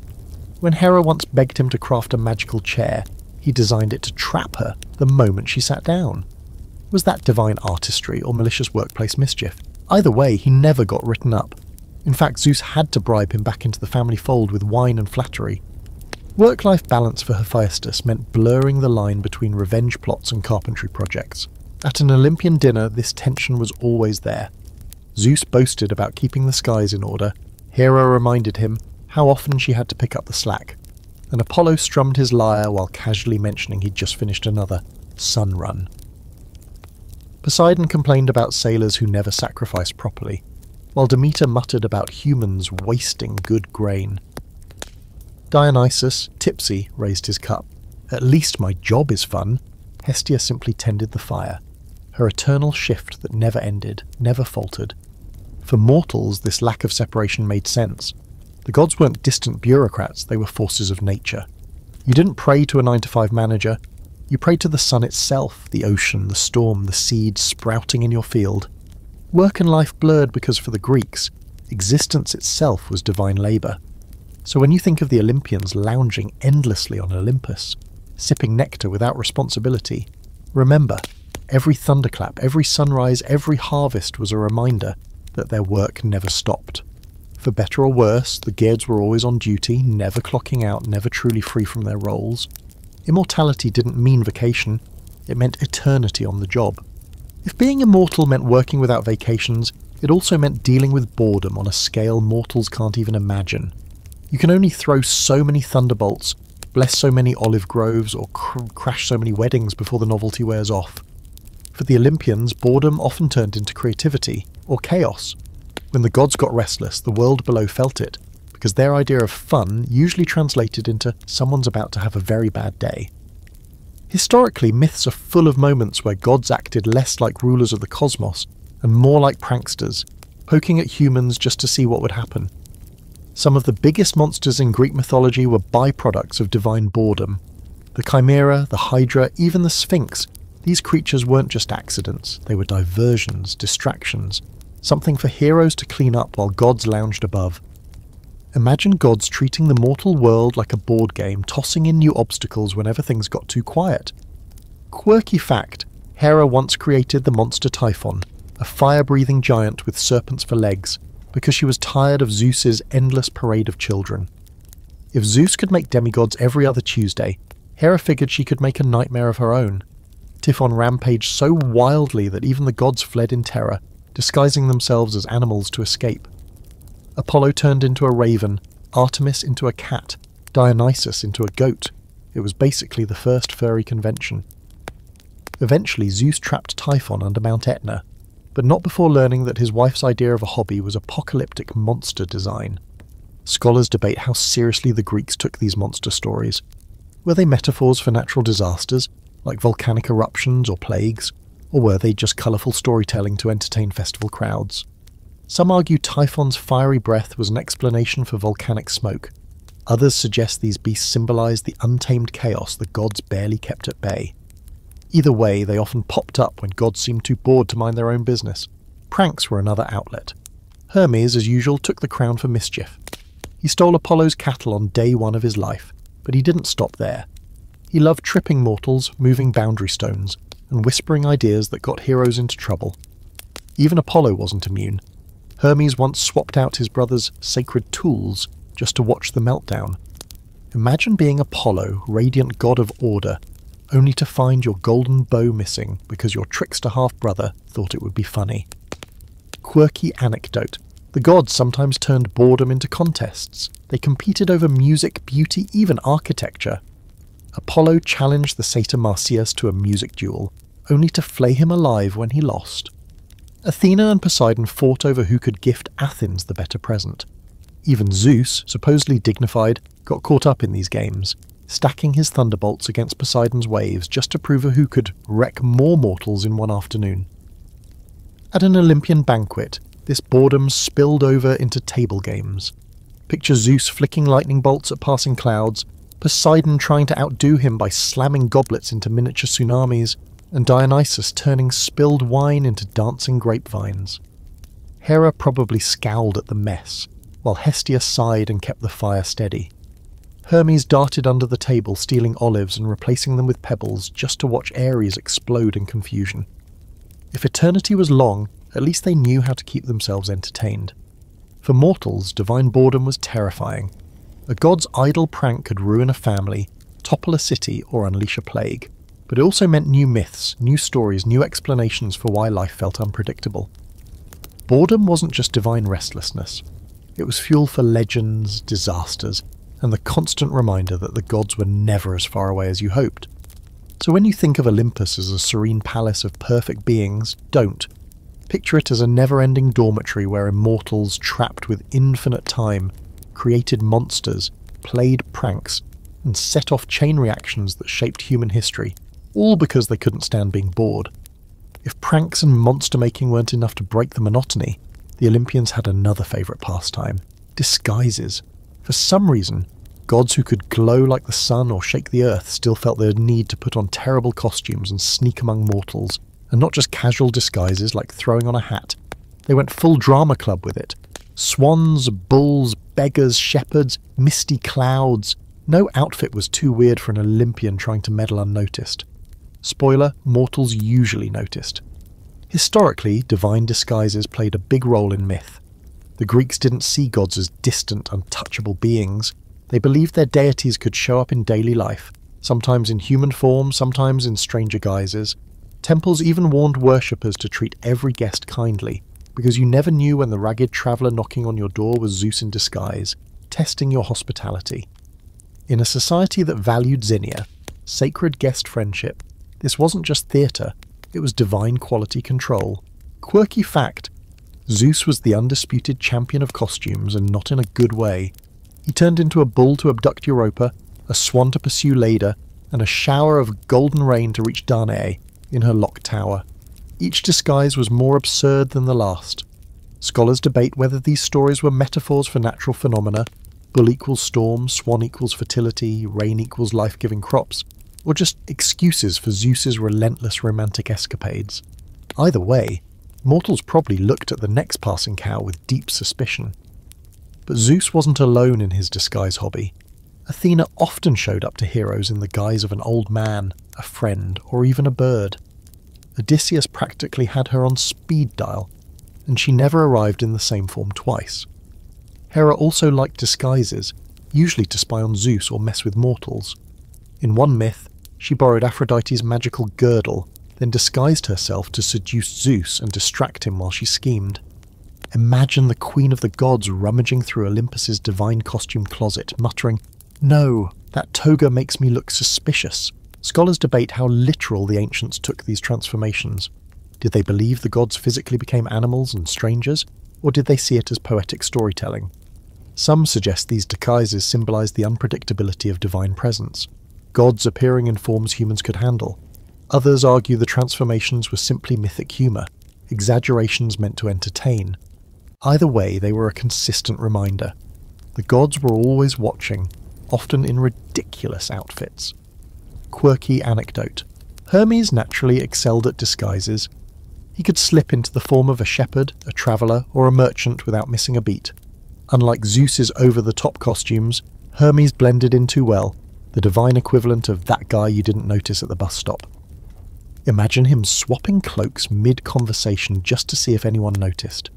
Of all the Olympians, Hermes probably had the most fun in mortal drag. At an Olympian banquet, you can almost picture them swapping stories about their disguises like actors after a play. Zeus boasting, "The swan worked perfectly." Hera snapping, "Oh please, they saw right through you." Athena smirking, "I actually helped Odysseus win a war dressed as a random sailor." Dionysus, tipsy as ever, chiming in, "One time I showed up as a vine." Nobody complained. Even Hestia might roll her eyes, too dignified to stoop to costumes, though secretly amused. For mortals, the disguise habit was both a warning and a comfort. Any beggar could be a god in disguise, so hospitality mattered. Any odd animal encounter could be divine, so treat it with respect. It kept people humble, cautious, and always aware that the divine might be hiding in plain sight. So when you imagine Olympus's rulers, don't picture them always sitting on shining thrones. Picture them rifling through a cosmic dress-up box, slipping into swan feathers, shepherd's cloaks, or shimmery mist, then striding off to meddle in mortal lives, half prank, half test, and entirely unnecessary. After hearing about all the gods' disguises, you might wonder, how much of this did the ancient Greeks actually believe, and how much was just storytelling flair? The truth is, scholars have been shrugging over that question for centuries. Myths weren't just bedtime stories, but they also weren't holy scripture in the way later religions treated sacred texts. They floated somewhere in between, part entertainment, part explanation, part cultural glue. And the Olympians? They were as much symbols as they were characters. Historically, belief in the gods varied widely. A farmer in Boeotia might genuinely pray to Demeter for his wheat harvest, while an Athenian intellectual might discuss Zeus in purely metaphorical terms at a symposium. Myths had layers. To some, they were literal truth. To others, allegories. To others still, just juicy gossip about the divine. The flexibility of belief was part of what kept Greek religion alive for so long. It could bend without breaking. Quirky fact, some philosophers openly mocked the Olympian stories.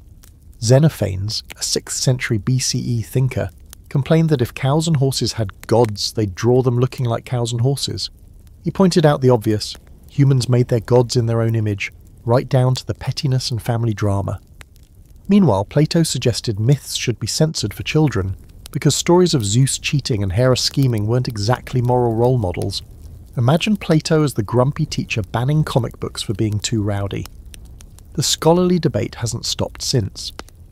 Were myths meant to be taken literally? Or were they teaching stories, symbolic explanations of natural forces, morality, and human experience. Some argue Zeus was never meant to be a real guy on a cloud, but the embodiment of the sky itself. Others suggest that for many ordinary people, the line between metaphor and reality wasn't important. They didn't ask, do I literally believe this? They asked, does this story explain why things happen, and does it connect me to the gods? And then there's the debate about myth versus ritual. Did people invent rituals based on myths, or did myths grow to explain existing rituals? For example, Demeter's Eleusinian mysteries promised initiates a better fate after death, but the actual rites were secret. Scholars wonder if the story of Persephone's abduction was created to explain those rituals, or if the rituals existed first and the story came later. It's a chicken and egg problem that still makes historians squint. Quirky anecdote, some towns even told versions of myths that contradicted each other, and nobody panicked about it. In one place, Athena was born from Zeus's head. In another, she washed up on shore fully grown. In one story, Dionysus was born from Zeus's thigh. In another, he was born from Semele and raised in secret. Myths weren't fixed canon. They were remix culture, evolving with every storyteller. Imagine Marvel rebooting Spider-Man every few decades, and you'll understand how Greeks felt about their gods' origin stories. At an Olympian banquet, if you asked the gods what people believed about them, they'd probably laugh. Zeus might smirk. Some mortals think I'm just the sky. Hera would scoff, and yet they still build me temples. Apollo might strum a tune, insisting his oracle made mortals believe whatever he wanted. Athena would arch an eyebrow. Belief is less important than action. Dionysus would just raise his cup and say, they believe enough to party.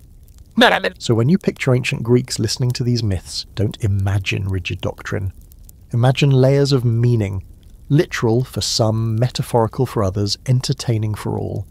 The stories were flexible, shifting with time, place and purpose, and that flexibility made the Olympians less like dogma and more like living theatre, performances retold endlessly, shaping and reshaping how humans thought about the divine. By now, you've wandered through every noisy corridor of Olympus, past Zeus's thunderbolts, Hera's side eyes, Poseidon's tantrums, Athena's strategy sessions, and Dionysus's wine-stained stage. But the final thing to know about these gods isn't how they lived, it's how they faded. For all their immortality, the Olympians didn't stay at the centre of human imagination forever. Time ironically wore them down, not by killing them, but by letting people quietly move on. Historically, the shift came gradually. By the 4th century BCE, philosophers like Plato and Aristotle were already critiquing the gods, treating them as allegories rather than literal beings. When Alexander the Great spread Greek culture across Asia, the Olympians mingled with foreign deities, blending and reshaping their stories. And later, as Rome adopted the pantheon and renamed the gods, Zeus becoming Jupiter, Aphrodite becoming Venus, they transformed again, not dying but being rebranded for new audiences. Quirky fact, even when Christianity rose and replaced Greek religion as the official faith of the Roman Empire, the Olympians didn't vanish completely. People still told their stories, now as old myths, instead of living religion. Temples crumbled, or were converted into churches, but statues of Athena and Apollo sometimes just got new names, repurposed as saints or symbols. Imagine being a god, once worshipped with sacrifices, now mistaken for garden decor. Immortality has a sense of humour. Scholars debate how sudden or gentle this decline was. Some argue the Olympians died quickly once monotheism took root, their cults outlawed and their temples abandoned. Others see a softer fade, country folk continuing small rituals in secret, myths surviving as entertainment, not doctrine. Maybe the gods didn't vanish so much as drift into the background, slipping into literature, art and memory. If immortality means being remembered, then in some way they've never left. And yet their stories still feel alive. Modern retellings, from Shakespeare to comic books, recycle their scandals, rivalries and adventures.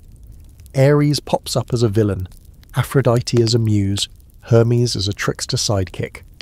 The Olympians slipped out of temples and into culture itself, haunting stage plays, paintings and bedtime stories like this one. You could argue they traded worshippers for fans, sacrifices for subscription. Picture the last Olympian banquet. Zeus raises his goblet, sighing, "Remember when mortals actually prayed to us?" Hera mutters, They pray to someone else now. Apollo strums quietly, his sun still rising out of habit. Athena shrugs. At least they study me in classrooms. Dionysus laughs, spilling wine. I'm still at every party, trust me. Hermes zips past, whispering, they don't call us gods anymore, but they still tell our stories. And in the corner, Hestia keeps the fire glowing, a reminder that some flames never truly go out. So the Olympians didn't vanish. They shifted from rulers of rituals to icons of imagination. Their thrones may be empty, their temples in ruins, but they still linger in the way we talk about love, war, jealousy, wisdom, and chaos. They were always reflections of us, and as long as humans wrestle with those same forces, the gods will stay, half-remembered, half-reinvented, fully immortal. And now, after 30 Olympian detours, thunderclaps, wine spills, and a suspicious number of swans, we finally let the curtain fall on Mount Olympus. You've tiptoed through a palace that was less divine perfection and more eternal family reunion, complete with arguments, side-eyes, and way too much nectar. If you've made it this far awake, you deserve ambrosia, or at least a midnight snack from your own kitchen. But hopefully, you're already drifting, eyelids heavy, letting the noise of the gods dissolve into something softer. Think about how strange it is that these myths, told thousands of years ago under starlit skies, still wander through our heads. Farmers once whispered prayers to Demeter before planting seeds. Sailors once poured wine to Poseidon before setting sail. Lovers once sighed Aphrodite's name into the night. And now you've heard their stories, not as solemn rituals, but as background music for falling asleep. The gods haven't vanished. They've just traded temples for bedtime company. Imagine Olympus going quiet for the evening. Zeus sets down his thunderbolts for once. Hera stops glaring. Apollo closes his lyre case, and Artemis leans back under her moon. Dionysus snores softly in a corner, wine cup still in hand. Hermes finally sits still, wings folding. Hestia's fire glows steady in the hearth, warm and calm, filling the hall with silence. Even immortals must rest, at least in the imagination. So as you lie there, breathing slow, let the drama fade into the background. No thunder, no storms, no monsters prowling the edges of the world. Just the hush of history turning into dream. The gods will still be there tomorrow, messy as ever, but for now you can leave them behind. Close your eyes, the stories are done, the fire is warm, sleep.